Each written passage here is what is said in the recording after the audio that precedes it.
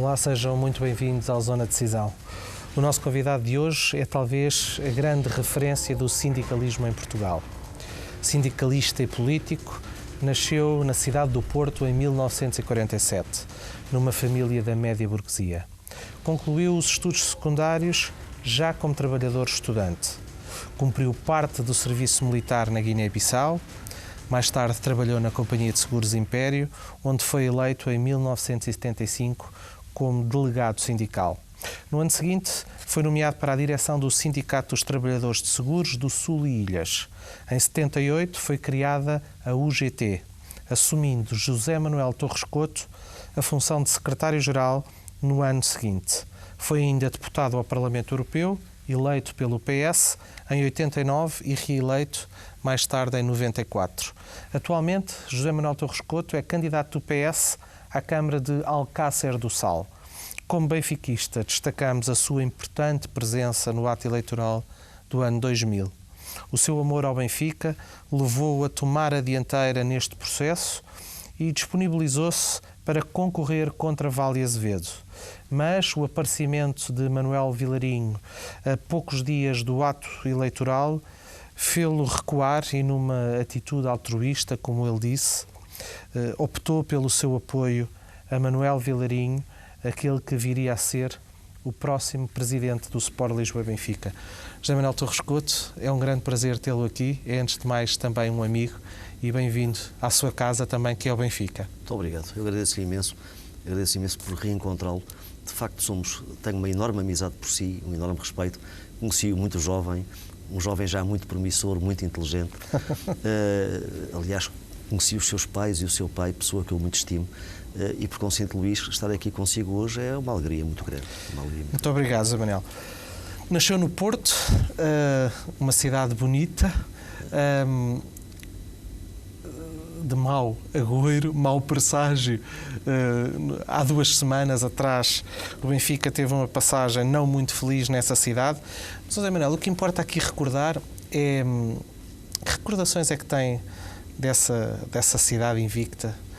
Uma cidade fantástica, uma cidade que eu adoro, uma cidade que, infelizmente, a vida... Cresceu lá até aos 9, 10 anos? Sim, até aos 9, 10 anos. Eu cresci lá até à data em que me fiz sócio do Benfica. Eu saí do Porto com a minha mãe e vim aqui muito próximo ao Colégio Militar. A minha família era uma família de militares e eu vim ao Colégio Militar para me inscrever. A minha mãe me inscreveu no Colégio Militar. E eu, que era um jovem esperto, fui ao Porto, ao turismo do Porto, e andei a vasculhar onde era a sede do Benfica e qual era o percurso que eu poderia fazer do Colégio Militar à sede do Benfica para me fazer sócio. Na altura, a sede do Benfica estava na Gomes Pereira, aqui em Benfica. E quando a minha mãe estava no balcão do Colégio Militar a preencher os primeiros papéis para eu me inscrever, eu fugi da minha mãe, vim à Gomes Pereira, tinha fugido 2 horas e meia, fiz-me sócio do Benfica. Por isso, eu sou sócio do Benfica há mais de 50 anos. Era difícil ser benfiquista lá em cima, não? Era muito difícil, porque o meu pai era portista. E o meu pai levava-me, obrigava-me, era um castigo que me fazia ir todos os domingos ver o Porto. E a minha sorte é que eu era pequenino e por cima do estádio do Porto passavam havia um teleférico que vinha das minas de São Pedro da Cova com um carvão e passava por cima do estádio. E eu passava aos 90 minutos a ver passar as cestas com o carvão, porque até me repugnava olhar para aquele relvado a ver o Porto jogar. E no Porto, como eu já era benfiquista, porque tive um encanto grande pelo Benfica, tive que adotar um clube. E o único clube vermelho do Porto era o Salgueiros. E eu então, por conseguinte, eu era... Grande tradição que tem o Salgueiros. Exatamente. E o meu clube era o Benfica, no Porto. Quando me falavam no Porto, diziam, mas tu não tens um clube de Porto? Então eu dizia que eu era salgueirista, porque o Salgueiros, de facto, tinha uma camisola igual ao nosso glorioso Sport Lisboa e Benfica. José Manuel está no Porto até aos 9, 10 anos. 10 anos. Depois vem para Lisboa? Depois venho para Lisboa, para o Colégio Militar, mas entretanto, na altura, houve um problema e eu fiquei em Lisboa a estudar até aos 15 anos de idade. Depois voltei ao Porto. Voltei ao Porto, onde estive mais ou menos até ao serviço militar. E é aí que eu vou para a Guiné, sou mobilizado e vou para a Guiné em 1970. Contrariado? Contrariadíssimo, mas na altura, grande parte daqueles que podiam fugir tinham condições para o poder fazer, nem todos podiam fugir do serviço militar. Eu fui muito contrariado, De qualquer maneira, não estou arrependido, porque apesar de ter servido uma causa perdida e uma causa injusta, a Guiné-Bissau foi para mim um palco de sofrimento e, por conseguinte, de muito crescimento, porque é sofrendo que nós crescemos. E eu vim mais maduro, mais crescido. O que é que a Guiné quais foram os ensinamentos que trouxe dessa cidade, Bissau? Estive em Bissau, acredito que tenha ido a outros sítios, Bafatá. Fui Bafatá, andei por toda a parte. Eu estive lá, curiosamente, estive lá há pouco tempo. Por motivos profissionais, estive lá a fazer a campanha presidencial do Carlos Gomes Júnior. Que eu conheci ainda, um jovem filho de um grande comerciante, que era o pai dele. José Manuel, mas para chegar aqui, o amor que os guineenses têm ao Benfica é uma coisa absolutamente... Eu pude testemunhar isso pessoalmente e é de facto... Fantástico. É uma coisa inacreditável. É inacreditável. Eu ia, quando estava em Bissau, ia ver os jogos do Benfica, lá no estádio de Bissau, um estádio com péssimas condições, e aquilo era uma coisa louca, percebe? E aquela população, aqueles jogadores tinham um orgulho enorme em vestir uma camisola com o emblema do Benfica. E tantas. É verdade, imensas. Já nessa altura, esse amor estava... Era brutal. Era muito presente. Era muito presente, era muitíssimo presente. Por cima, depois da década de 60. Em que o Benfica tinha ganho duas Ligas dos Campeões, em que o Eusébio estava no seu expoente máximo. O Benfica era uma coisa enorme, como é hoje, porque eu não me esqueço do último jogo em Bordelos.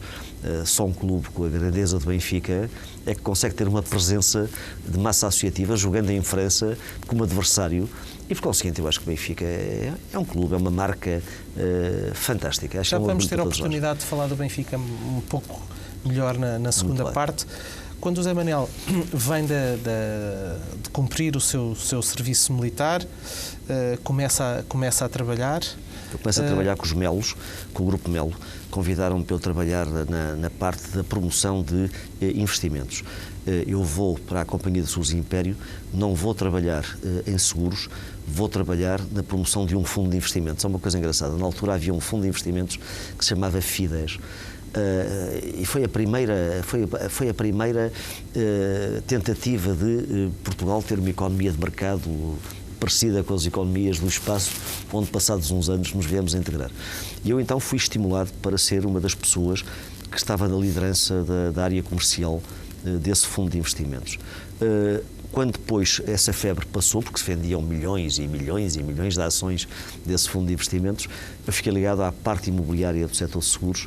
Fui um dos promotores de uma urbanização enorme que depois degenerou, que é hoje conhecida como Miratejo, do outro lado do Tejo, que estava prevista ser uma coisa muito boa, mas que infelizmente as vicissitudes, os acidentes de percurso que Portugal foi sofrendo impediram que fosse aquilo que o processo originário previa.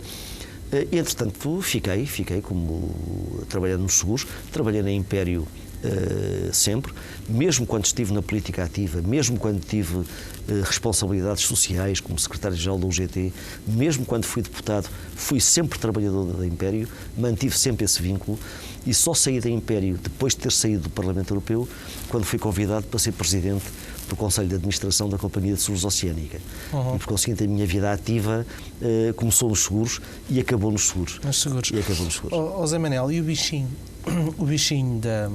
do sindicalismo nasceu como? O bichinho do sindicalismo, é assim, o bichinho da política nasce aos 11 anos de idade. Nasce no Porto também ainda, porque eu vou ao Porto e a minha mãe convidou-me para eu ir à cidade, ao centro da cidade, comprar qualquer coisa de vestir ou de calçar, já não me recordo. E quando chegamos ao centro da cidade eu vi a maior manifestação que vi em toda a minha vida. Eu fiquei surpreendido, eu era uma criança e até fiquei aterrorizado porque o centro do Porto estava sitiado, estava ocupado por centenas de milhares de pessoas. E eu perguntei à minha mãe, o que é isto? Sabe o que era, Luís? Era a chegada do general Humberto Delgado ao Porto. E quando eu estou encostado a uma parede, cheio de medo, porque nunca tinha visto tanta gente, eu era pequenino, até estava num ambiente quase claustrofóbico, vem a GNR a cavalo, com as espadas desembainhadas, a bater em toda a gente, pessoas com cabeças abertas, pessoas a gritar. Aquilo para mim foi uma coisa tremenda. Eu andei anos com essa imagem na minha cabeça. Eu nunca tinha imaginado aquilo era um filme de terror. E a minha mãe, que era uma pessoa muito evoluída, a minha mãe explicou-me o que é que se passava, a minha mãe explicou-me o que era a ditadura, explicou-me o que é que estava em jogo naquela manifestação. E eu, perante aquele cenário tão dantesco, eu imediatamente me tornei uma pessoa que estava completamente contra aquilo que vi e por conseguinte, por tabela, por mimetismo, eu vesti já a pele com 11 anos de um democrata, porque eu era a favor dos bons contra os maus. Os maus era aquela polícia que agrediu de uma forma bárbara as pessoas e os bons estavam corporizados nas vítimas, tendo no topo da pirâmide o general Humberto Delgado, que depois foi uma referência durante a minha pré-adolescência e adolescência. E daí até ao passo seguinte, que é de facto tornar-se também o José Manuel um player político, não demorou muito tempo. Não demorou muito tempo. Começou cedo. Começou muitíssimo cedo. Eu também tive uma inversão na ação social católica. Na altura era de uma família, como disse, da média burguesia, uma família muito católica, conservadora, e por conseguinte eu dei os primeiros passos na igreja e inclusive até depois militei na JOC. E nessa altura isso era uma aprendizagem boa. A igreja tinha uma dimensão democrata cristã, muito preocupada com as questões sociais. Isso foi uma escola boa para mim também, de motivação para defender o próximo, para ser uma pessoa solidária. Mas, entretanto, comecei-me a preparar para vir a ser um player. E, por conseguinte, eu fiz um trabalho muito interessante, porque eu busquei a minha própria formação para poder ter uma formação multifacetada e para poder perceber de tudo um bocado, desde a sociologia até à macroeconomia, a microeconomia, e isso depois esteve na base de eu ser catapultado para a liderança de uma central sindical. Também? Sim, imenso, e na altura imenso.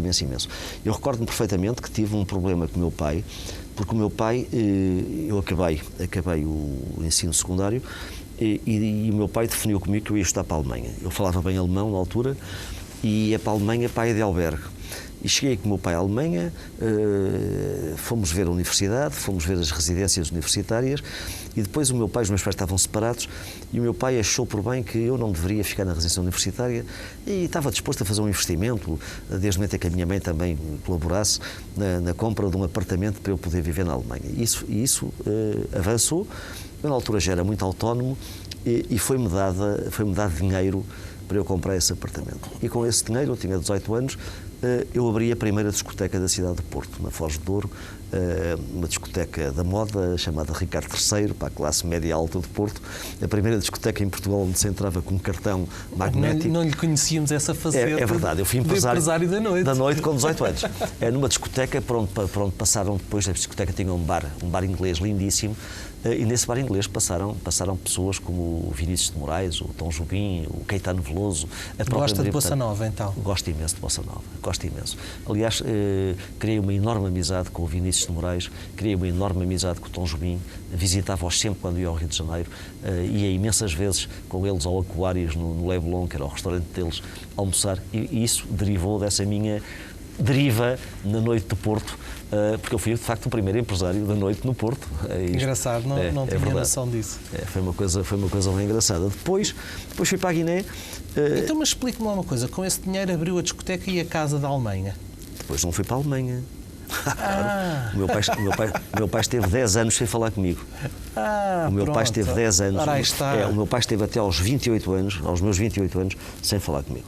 A minha mãe perdoou-me logo a seguir, percebe, e compreendeu, mas o meu pai considerou aquilo uma coisa tremenda.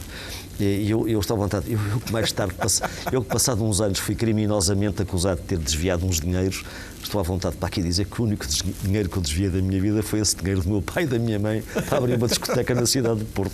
Olha, e começa como delegado sindical e diga-me lá uma coisa, como é que se chega a presidente, a líder de uma organização como a União Geral de Trabalhadores? Luís, eu era novo, tinha 20 e poucos anos e eu na altura tinha uma grande capacidade de liderança. A própria formação que eu tive, porque o grupo CUF deu-me oportunidade, eu fiz imensos cursos de alta direção. Eu fui apoiado para fazer inúmeros cursos de alta direção dos mais variados cantos do mundo. Porque eu sinto que eu tive essa oportunidade, eu era um jovem muito bem preparado. Tinha alguns dons de oratória, tinha essa capacidade de liderança. Na altura, eu empenho-me no combate sindical por justa posição ao Partido Comunista. Porque nós hoje falamos muito de crises, nós estamos a viver uma crise em Portugal, a famigerada crise da dívida. Estamos sempre a tentar nos responsabilizar uns aos outros, a tirar pedras uns aos outros, mas não podemos esquecer que esta deriva que estamos a viver começou em 75. Começou com as ocupações da terra, começou com as ocupações de empresas, com a destruição da estrutura económica, com a fuga de milhares e milhares de portugueses altamente qualificados. 60 mil quadros portugueses abandonaram Portugal nessa altura. Empresários fugiram, foram viver para outros países e, por conseguinte, Portugal levou aí o primeiro solavanco. E, na altura, havia uma questão ideológica que era fundamental para a democracia portuguesa, que era a questão da unicidade sindical, que era a obrigação de toda a gente estar afiliada na central sindical afeta ao Partido Comunista. Eu não tenho nada contra o Partido Comunista, não tinha nada contra a intersindical, mas eu sempre fui um defensor da liberdade.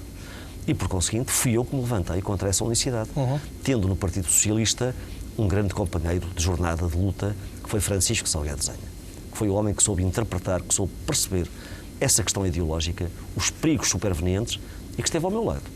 E nós fizemos, de facto, todo um trabalho político que levou à revogação dessa lei, que, entretanto, mereceu afrontamentos tremendos, porque o Partido Comunista fazia disso uma questão vital para a sua sobrevivência, mas nós conseguimos, de facto, criar também a liberdade sindical em Portugal. O Zé Manuel marca, de facto, uns anos de ouro para o sindicalismo em Portugal.